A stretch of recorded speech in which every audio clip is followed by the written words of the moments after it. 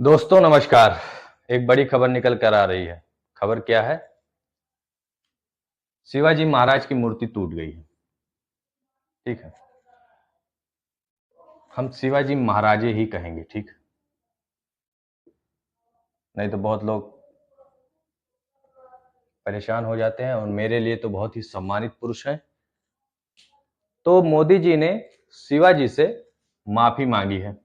I apologise at Shivaji feet, PM Modi.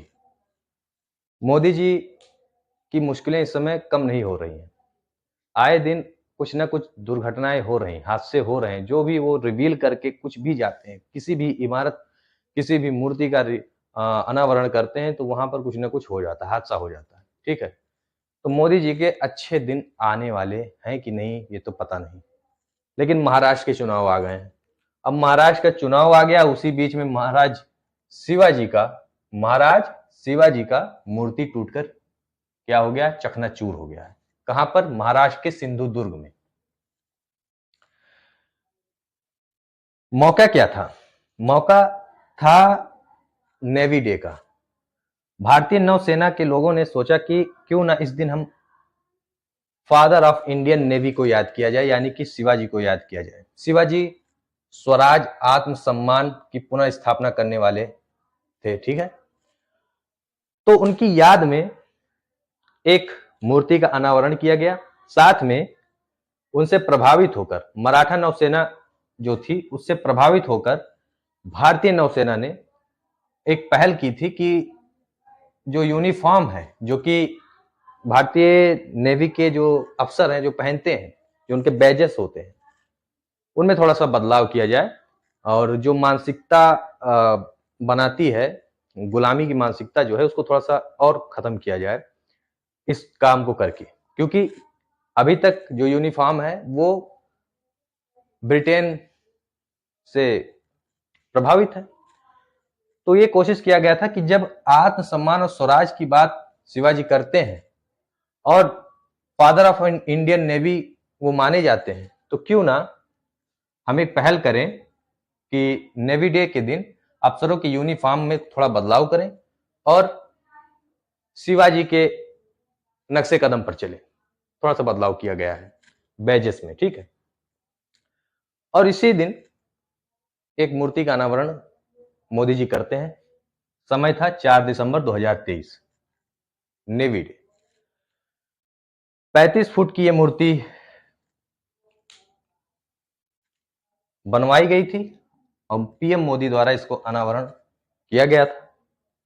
26 अगस्त 2004 को ये टूटकर गिर गई, हवा के झोंके से टूटकर गिर गई।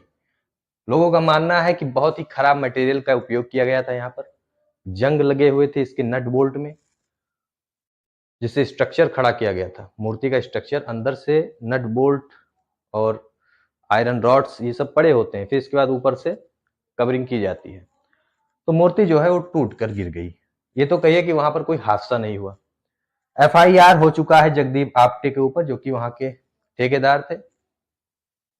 कंपनी के ऊपर शायद एफआईआर हो चुका है। और कहने का मतलब है कि मोदी जी का समय जो है वो खराब चल रहा है, अच्छे दिन आ नहीं रहे उनके। अब कहना है कि अब हम मुद्दे की बात ये कर लें कि अगर इस तरीके से इंफ्रास्ट्रक्चर टूटते रहेंगे, वहां हादसा होता रहेगा, तो लोग वहां जाने से बचेंगे। कोई भी सरकारी इमारत होगी वहां पर आम जनता जाएगी ही नहीं, डरेगी वहां पर, कहीं कहीं टूट के गिर ना जाए। अभी हाल ही में आपने देखा होगा, दिल्ली के एयरपोर्ट पर टर्मिनल का छत ही गिर पड़ा, वहां पर एक व्यक्ति की मौत हो गई। तो ये सब सोचने की चीज है और विचारणीय है कि यहाँ पर क्या होना चाहिए। या तो सख्त कानून लाया जाए या फिर